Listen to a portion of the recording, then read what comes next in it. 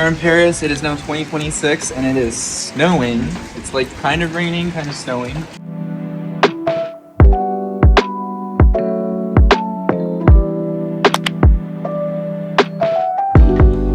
He's helping me produce this video.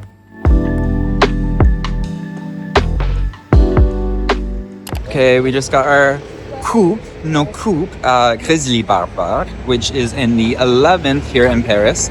It is our favorite place to get haircuts. We still have not found the stylist for us in Bergerac, so it's nice to be in Paris. The barber, his name is Guy. He always does a phenomenal job. He's been cutting my hair in France.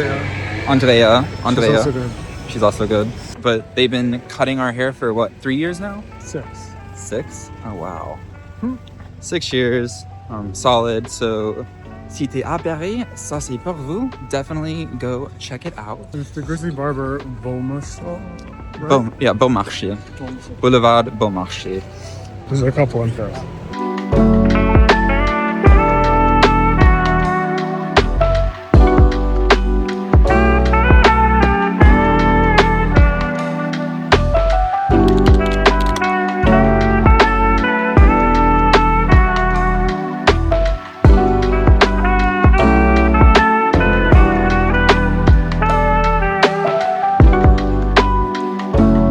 It is a rainy, cold day here in Paris. It was actually slightly snowing a second ago. Ken is not a fan of the snow.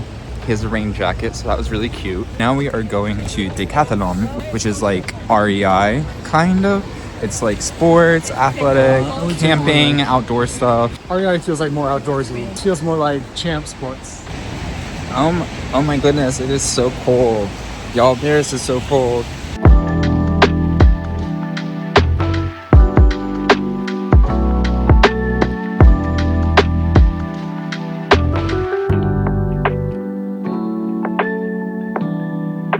Okay, Andrew got new gloves, and now we are going to the grocery store.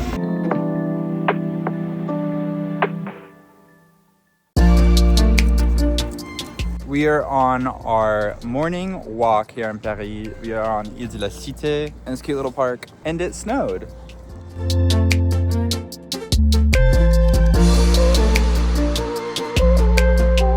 So we are in Place Vendôme, which is a very cute square outside Le Marais in Paris. A couple of facts about this place is, one, this is where Victor Hugo's apartment is, the dude who wrote The Hunchback of Notre Dame. Also, you're gonna see along the way these covered walkways, and that was actually built for the bourgeoisie, or the rich, to shop so they wouldn't get rain on them. They're full of art studios, restaurants, little shops. The park is super cute, and this is definitely somewhere you wanna come, have a picnic, and hang out. It's wonderful in the spring and summer. Right now, there is some snow, but I still think it's beautiful and something worth seeing in Paris.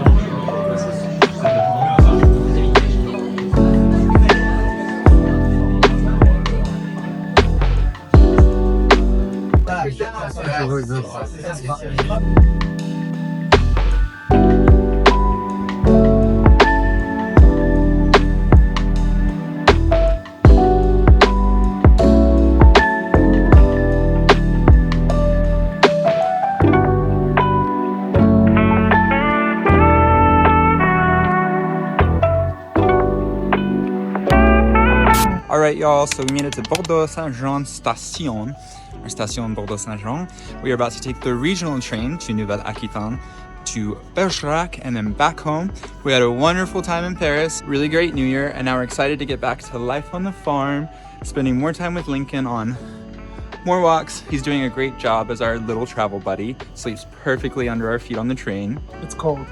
It's very cold. I think the whole country's frozen right now. Yeah, there was snow in Paris, which doesn't happen very often, so that was a treat to see. Looked very pretty.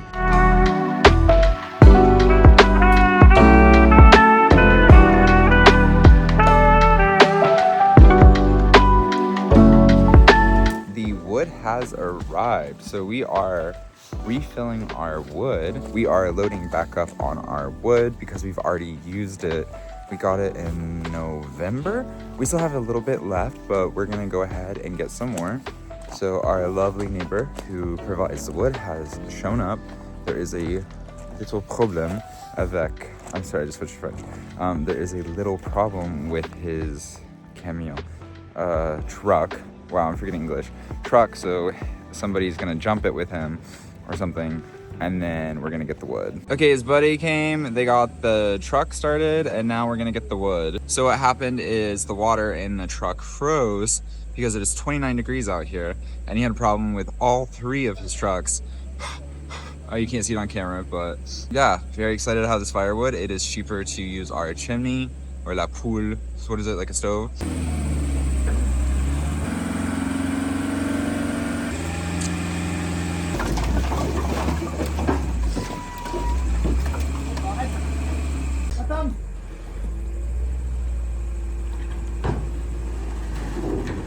We are in the middle of putting the wood away and it has started to snow. So we are rushing to get this done as fast as possible. That way the wood does not get moist, because since it is so damp here in the Dordogne, things stay wet for a while. So we want to avoid that. I'm really hot, but also cold in this coat. The last time we did this, it took about 2 hours to put everything away, which is not bad considering how much wood we have. So we're just getting to it. And then once we finish this, we're gonna go return the rental car.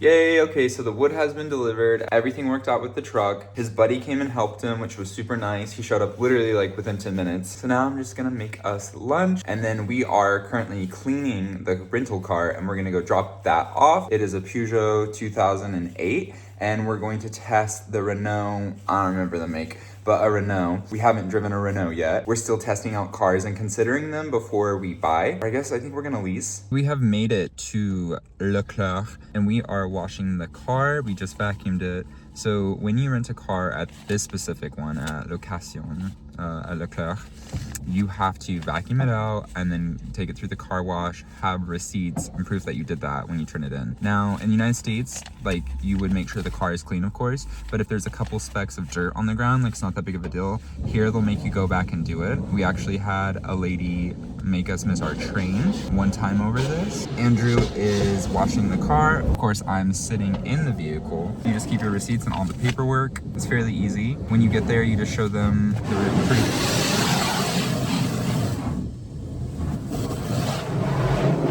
We are having a problem getting our car rental. We've had no problem renting a car each month since June. Now they are pushing back, saying we need an international driver's license. Andrew's at another location trying to get a Renault, and I am at the previous location. There's 2 different locations we're renting from.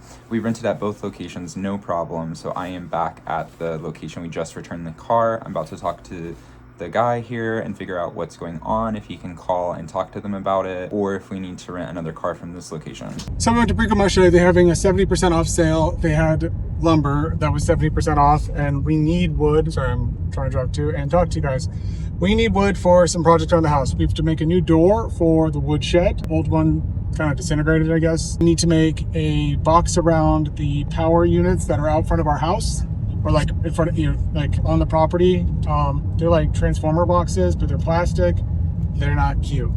So we want to like put a wood kind of trellis thing around that so it can grow some vines and kind of just somewhat hide it. And then we also need some wood to build a compost bin, and we need to build a box around the water heater, the water softener, since it's been freezing because of the cold weather, and it wasn't installed properly, I guess, because it was never made to make sure it had insulation so it didn't freeze. So that means that person's driving way too fast. So that's why we got the wood. That's the sale, and yay.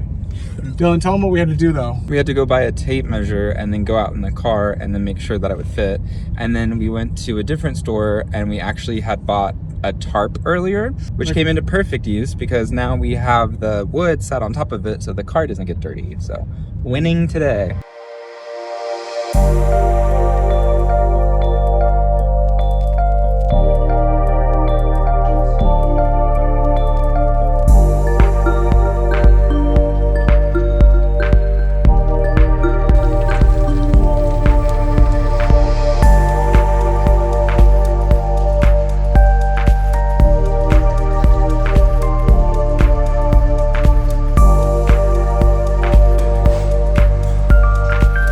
So the previous owners had this solution because they didn't wrap it in the pipes in the garage because it's in the barn garage. They didn't wrap it with any to keep the pipes from freezing. So our water softener froze this week because it's 23 degrees out Fahrenheit. And this is how they had, I guess, the heater plugged in. I didn't see this when I came in, and it has melted. This could have been a fire.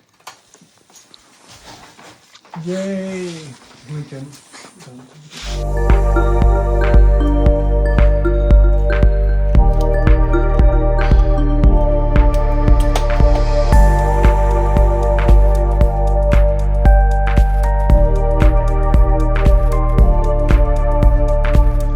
So, woke up this morning because it's freezing cold out, like legitimate cold, with no water pressure. And that's because it looks like the pipes froze. There's some stuff we've discovered in the last day that the previous owners installed a water softener in the garage barn, and they didn't really insulate it properly. So I'm gonna show you the faucet in, let's say, our laundry room in our main house.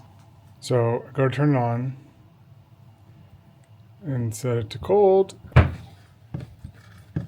Nothing. We do have some hot water pressure, kind of. It's just because it's the hot water heaters are on the second floor, so the gravity was working in its favor. That looks like that's no longer working. I'm going to show you the part in the barn where it's frozen. I've set up some space heaters to try to warm up the water. We did not realize that was an issue to that level, and we didn't actually realize that would have been done without kind of putting proper insulation, whatever. So give me a second, I'll show you. Oh, my hair is a mess today. What we discovered was our water softener is out here.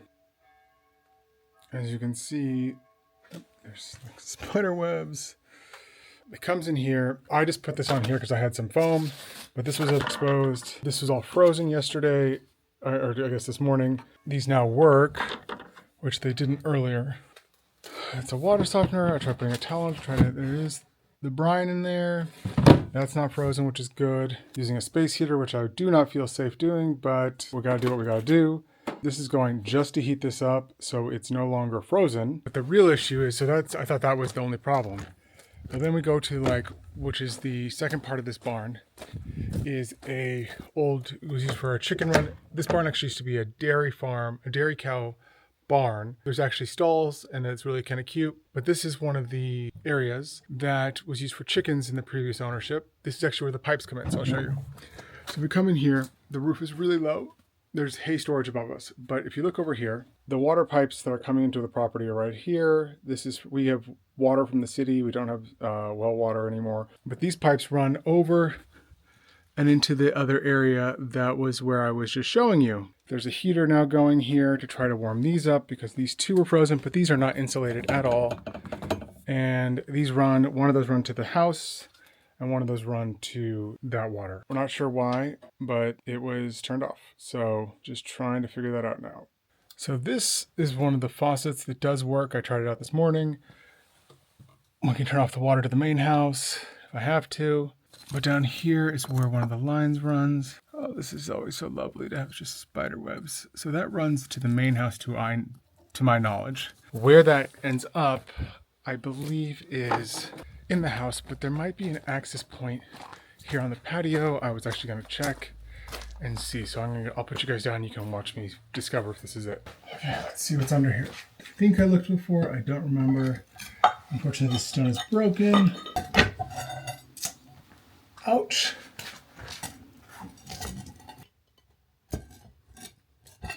I was spending way too much time, crushed my fingers a couple times, but I did get into the access on the front of the house where the water goes into the house from the barn across the front porch. You can barely see in there. That's deep. Now the thing is, should this be insulated? I'm not sure. Is it the reason why there's no water going in the house? We'll find out. Yay. Now my hands hurt because I crushed them in the stone a couple times. Because it was not easy. It had wood and plastic and the crowbar. So that was already broken when I got out here. I did not break that, but hey. Let's find some insulation for the pipes for use right now. I need some mortar for the front, which has that damaged tile that when I pulled it up, I found. Headed home to go try to repair all this stuff. Ran to the grocery store, the bakery, or boulangerie, and got myself some much needed baguette and donut sucre, because I always need a little donut. And now I'm driving on the road, and the lovely... it's one of the things about living in the region we do. There are quite a few elder people, and a lot of them drive little cars. Unfortunately, a lot of them drive way under the speed limit, which, I mean, I personally would like that over them driving too fast. Yeah, but that means that sometimes the drive home can take twice as long because they're not driving very fast. Case in point in front of me. So the speed limit's 70 and we're going 53, 50 now. So it's now 7 degrees Celsius, which means it's warmed up a little bit. So from this process of finding the frozen pipes, what I've learned in kind of using Homekeeper, the app that helps you diagnose and fix problems based on photos and other information through AI and ChatGPT essentially. But what it did was it told me about kind of the differences between France and the US and how they kind of handle this stuff. In the US, we would like put some heat tape, and they do have that here for the issue of the frozen pipes. But what's different here is kind of like the drain it and leave it.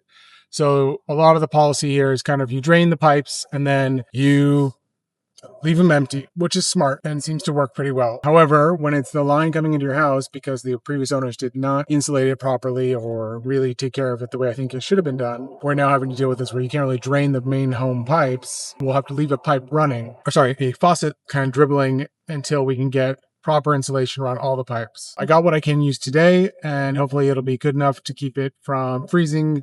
We're expecting snow possibly tomorrow. This is in the southwest of France. It's not supposed to snow and all those things. It has and it can, but this is abnormally cold weather for the region. Paris got a bunch of snow yesterday right as we left. What a great content that would have been. Now, back in the southwest, it's warmer. It always is warmer down here. It's kind of why people come here. It's more of a retirement or enjoyable vacation area. For me, it's the perfect adjustment from Los Angeles being always perfect to a more moderate winter and a warm summer, which I'm used to because of Southern California.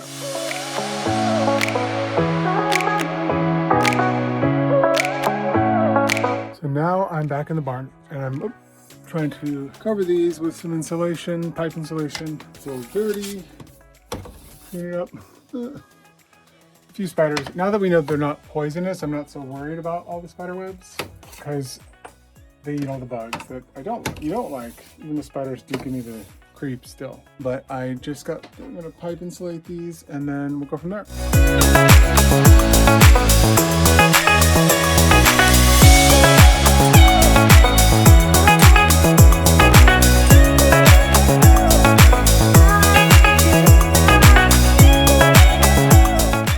Magazine job, I'll say that much. Life here is actually a lot of fun. Having grown up on 9 acres with horses and bees and all that, this isn't that crazy of a move. I realize I'm a city boy.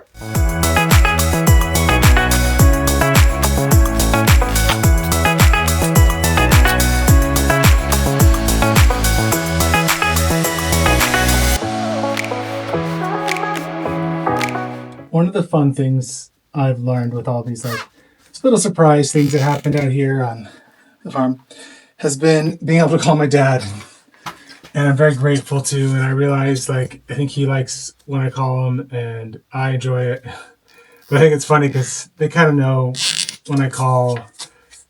I usually don't call about this problems, but I think my dad likes that he knows how to essentially just tells me you should probably try this, this, and this. If it was my house, I would do this, this, and this, which usually is what I do because he's done this a lot longer than I have, and I don't really always know what the solution is, and I don't always want to use the Homekeeper app. I kind of like having a father to call, but it's not a luxury everyone has. So I am grateful. I'm really happy that I get to call my dad and say, help me. It's very weird to me that this wasn't actually done properly previously.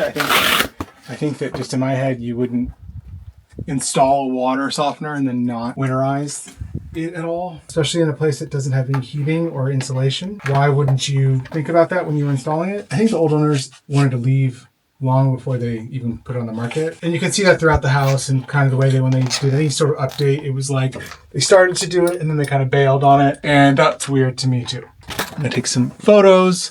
So I have some stuff for the blog.